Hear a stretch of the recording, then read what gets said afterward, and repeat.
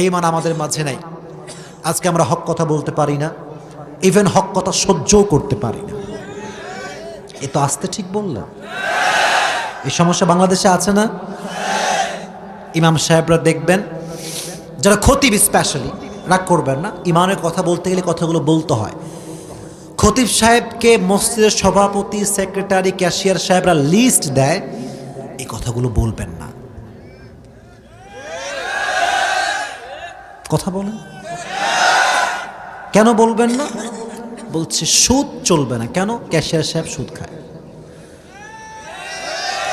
বলছে পর্দার ওয়াজ তাহলে করি, বলছেন না। কেন? বলে যে সভাপতির মেয়ে পর্দা করে না। তো কি ওয়াজ করবে? ঘুষের ওয়াজ নাই, পর্দার ওয়াজ নাই, সুদের ওয়াজ নাই। কেন? এটাই হচ্ছে এমন ঈমান যে ঈমান বাতিলকে ভয় করে।